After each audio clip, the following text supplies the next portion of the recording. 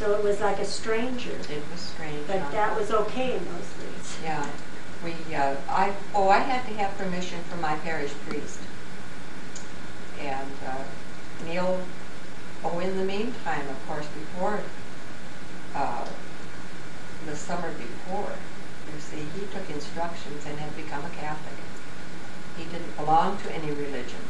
And this was something that, while he was taking the instruction to, his mother was very, very happy about that, because she had thought that the Catholic religion was just fine. She had, in fact, I think that had she lived, that she would have become a Catholic too. Because she was quite interested at that time, and she was very glad to know that he was going with a girl that went to church, that had a church, and was going to be, that he was going to become a Catholic. Yeah. So that, we always felt that was good, that it was something that pleased her. She gave him a Bible. And of course it wasn't a Catholic Bible, but we had no Catholic stores there. And I still have that Bible. She had written a message in it to me. She what? She wrote in it to him, so it was really, he was very pleased with the Bible. And even though we weren't married yet, we knew she approved. But anyway, we were married in Wolf Point then. And if I remember right, Nan or Grandpa didn't know? No, we didn't tell anybody. Why didn't you tell them then? Well, the thing was that Dad was not going to be there at Fort Peck very much longer. It was The work there was running out, and he was going to have to leave. And we didn't know just exactly what we were going to do. But I was going to be going with the folks, and so I thought, well, if I left, you know, what would happen then? So we felt that we would get married. And then, being how work was so poor in Montana at that time, that I would go ahead and go with the folks. And then when we got situated and could see how the work was, we were headed to California.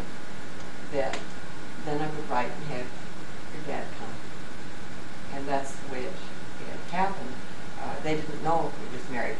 But on the trip to California, discovered I was pregnant. So, and of course it was kind of a tearful trip in a way, because I was missing your dad so much. And Mom and Dad, of course, Mom didn't understand either. So when we finally got settled in Redding, and Mama was having such a terrible time. She did not like to move away from her friends in Montana. She wouldn't adjust. She just really, and the scenery, you know, the trees, and so many people, it's so much bigger places and everything. It just seemed like it was closing in around her. She just felt like as though she couldn't reach out to anything, you know, and all her friends were gone. And of course she cried, and she was lonesome, and she wanted back. And one day I said, "You don't know what lonesome is." And about that time it clicked with her. And she asked me. And then she was upset because she didn't know we were married. So I told her that we were. So immediately she and Dad said I was to send for your dad. So wrote to him and told him to come. So work in California was terrible. Everything was union. Nobody, and of course any of us belonged to him. Dad couldn't get work. He found work, but they wouldn't let him have it. They had union people for it. He'd find a job, and another union man would come and take it. So then they decided then that they would move on, and they were going to Fresno. So we had to find us a little place to live. You stayed behind them? We stayed back, yes. He was going into town every day, your dad was, looking for a job. Did he go in And the morning or in the afternoon? he went in the morning early, and he walked all the way. He had no car, and we were living on the outskirts of Reading, and he had to walk into town. And it was in June, and the temperature there was up in the 80 and 90s, and he walked into town. And he went from store to store looking for a job. And he didn't just go in and apply for a job and leave it. He went back every day. For 2 weeks he went in there, every day. And then he went to Montgomery Ward. He hit that one because he thought there was possibilities always.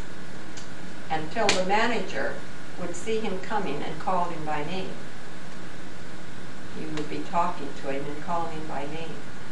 The last day he went in there, he told him, he said, I've got to have a job.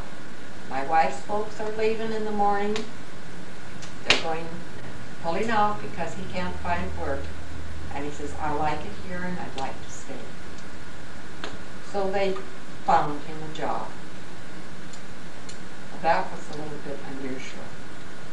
But the only thing is that I think that they put him to work at something that they thought would discourage him because he wasn't very big. They put him in the warehouse, moving refrigerators and mattresses and things that was really a tough job, and worked him hard all day long.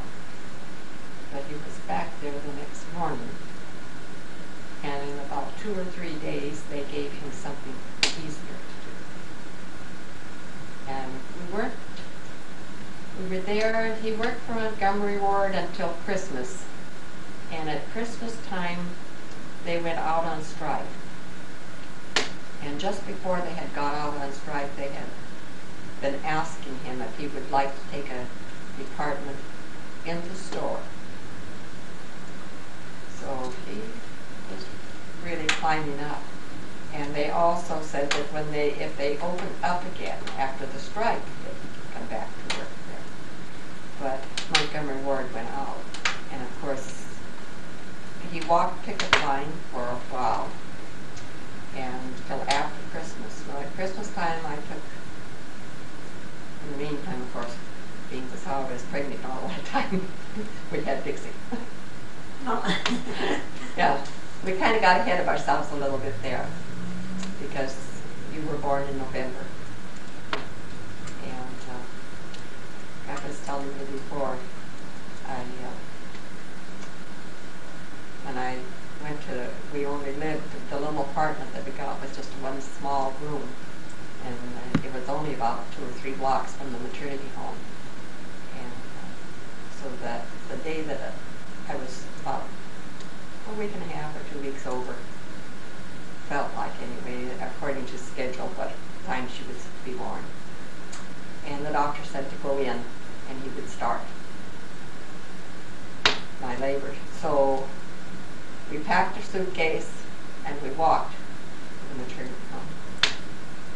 And there was a practical nurse that lived at the apartment where we were.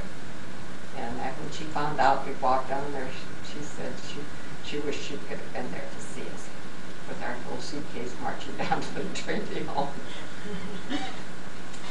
And then when Dixie was born, Eugene came.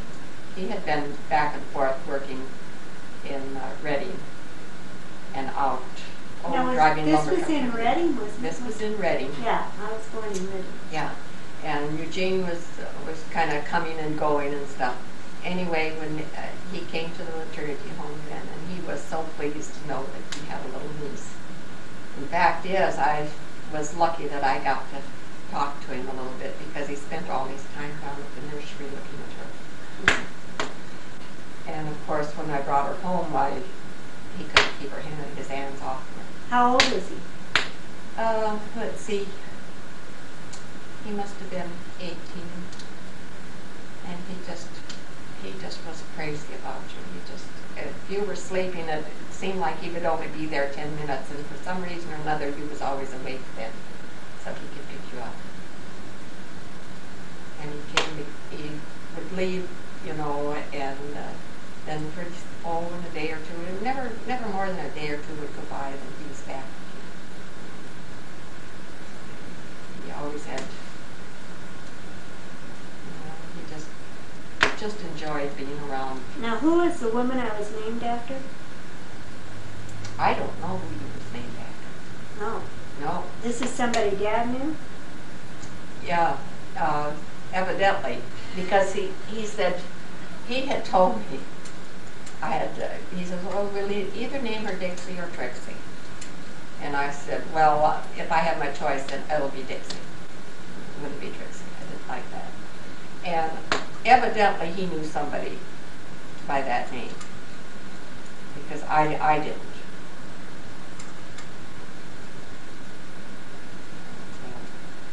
Is Lee after Ray? Mm-hmm. Lee was Ray's middle name.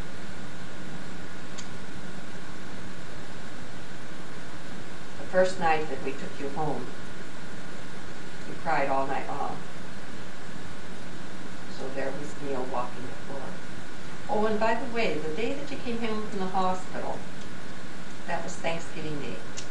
Oh, came home on Thanksgiving. On Thanksgiving Day. And of course they had Thanksgiving dinner there and everything, and I said I could stay and have Thanksgiving dinner. But your dad had prepared dinner at home for us. Oh, how neat.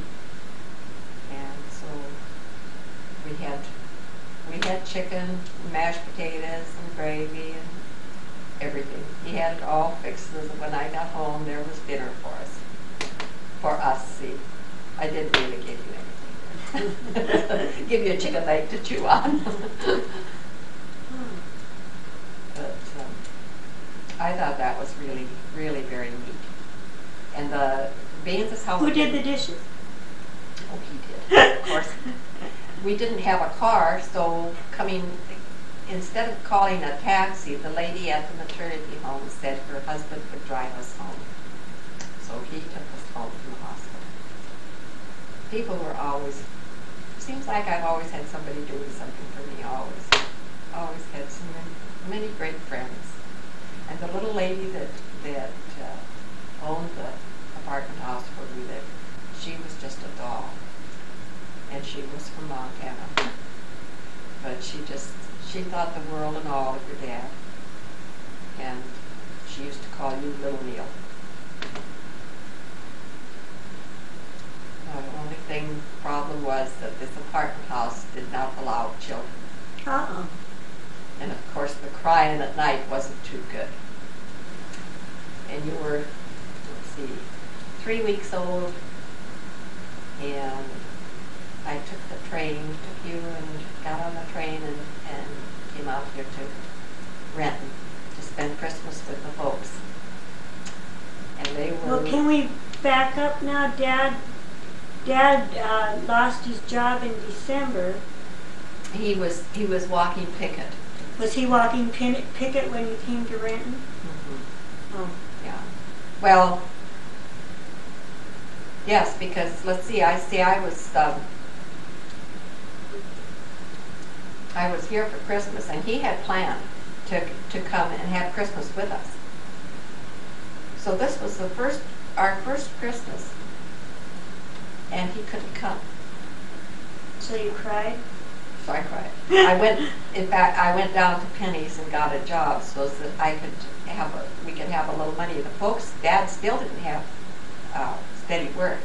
There was a man, his name was, I can remember right now, I think his name was Hank Henry. He was, had a machine shop in Renton. And he'd give Dad work as much as he could, but as soon as the union would find out, they'd push Dad out. So he could only hire Dad kind of off and on, They were very good to the folks. And anyway, being as how they had spent practically all their savings. So Pat was only 7. Well, she would be 8 in February, but she,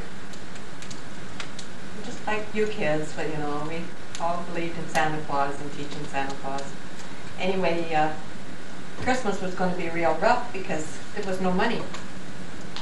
And so going to work at Penny's, I got in on a few of the little sale prices, and then you get a little discount, you know, and so I could pick up some things for her for Christmas.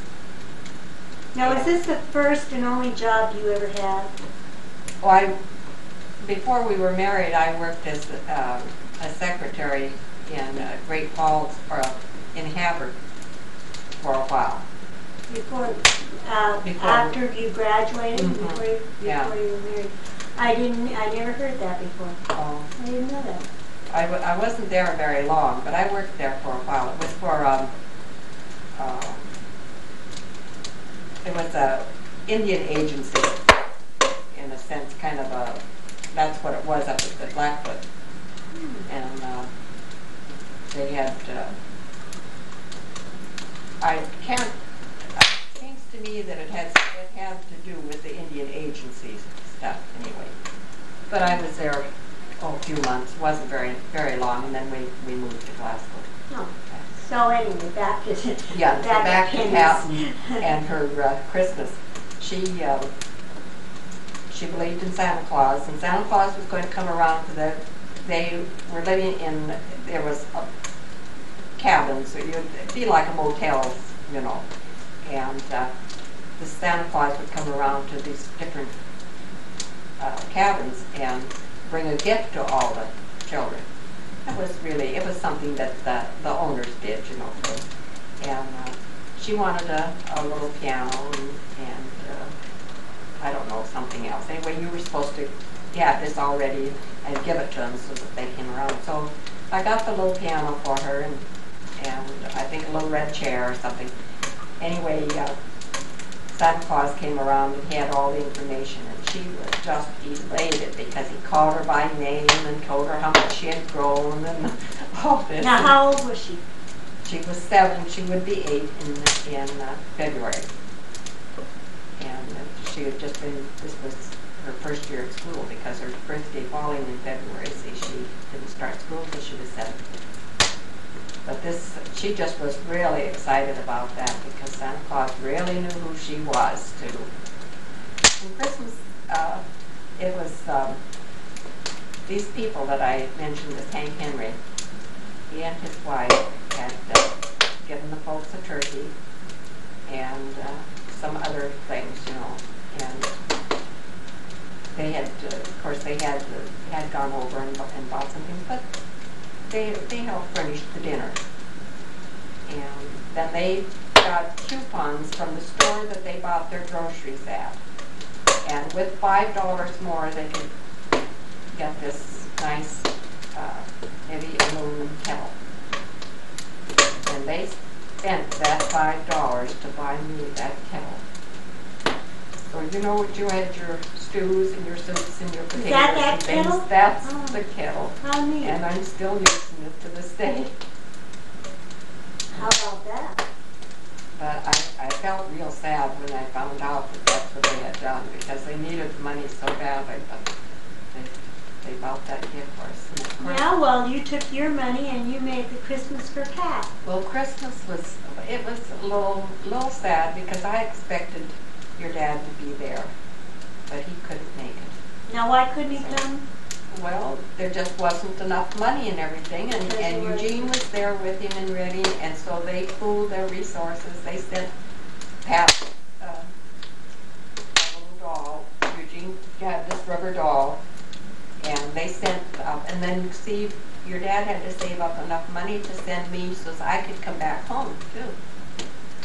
And Vincent sent money for Christmas. So, all in all, things turned out really pretty good. Well, how long did you stay there? I was there in, I stayed 3 weeks. And then from the time that I had come, it was after Christmas, and then I went back. And he couldn't find, of course he was walking picket, and we moved.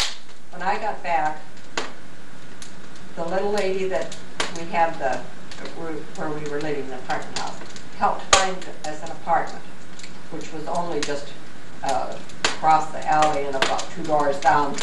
She kind of wanted to keep track of us, I think. But she found us this apartment.